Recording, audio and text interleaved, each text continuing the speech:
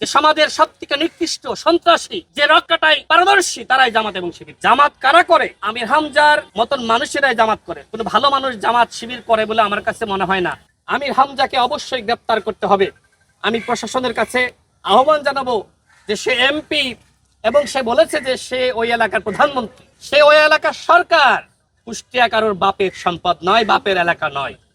কুষ্টিয়া জনগণের এবং বাংলাদেশের একমাত্র প্রধানমন্ত্রী জনাব তারেক রহমান জনগণের ভোটে তিনি নির্বাচিত হয়েছেন। সেই জায়গায় তিনি একটি এলাকার মাফিয়া, এই দাবি তিনি করছেন। আমির হামজা নাকি কুষ্টিয়ার মাফিয়া।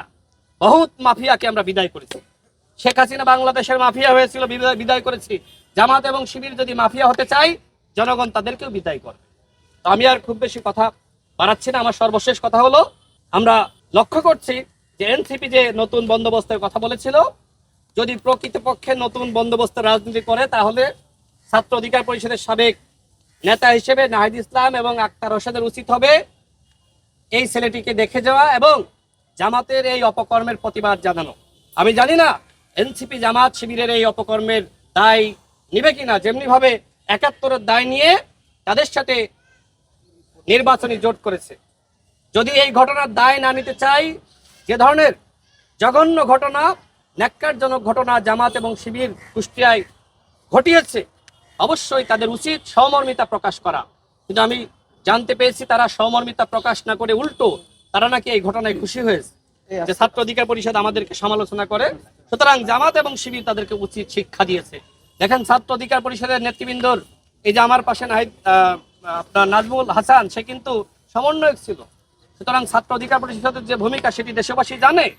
আমি বলতে চাই, গণ অধিকার পরিষদের গণ অভ্যুত্থানে যে ভূমিকা আছে, জামাত শিবিরের তার ধারে কাছেও ভূমিকা নাই। সুতরাং আজকে যে জামাত এবং শিবির বাংলাদেশের রাজনীতি করার সুযোগ পাচ্ছে, সেটির পিছনে কিন্তু গণ অধিকার পরিষদের, ছাত্র অধিকার পরিষদের অবদান আছে। এই অবদান যদি ভুলে যান, তাহলে জামাত এবং শিবির কিন্তু ইতিহাসের আস্থা করে নিক্ষিপ্ত হবে।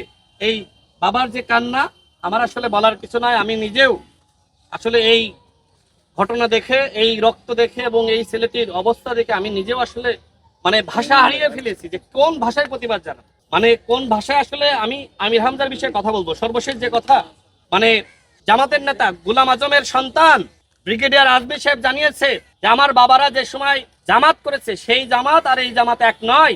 ওই সময় তো আমির হামজার মতন কাউকে নমিনেশন দেওয়া হয়নি। তাহলে দেখেন, আজকে গোলাম আজম সাহেবের সন্তানরা বলছে যে জামাত বিপদগামী হয়েছে আজকে এই আমির হামজাদের নমিনেশন দেওয়ার মধ্য দিয়ে। আজকে জামাত কারা করে? এই আমির হামজার মতন মানুষেরাই জামাত করে। কোনো ভালো মানুষ জামাত শিবির করে বলে আমার কাছে মনে হয় না।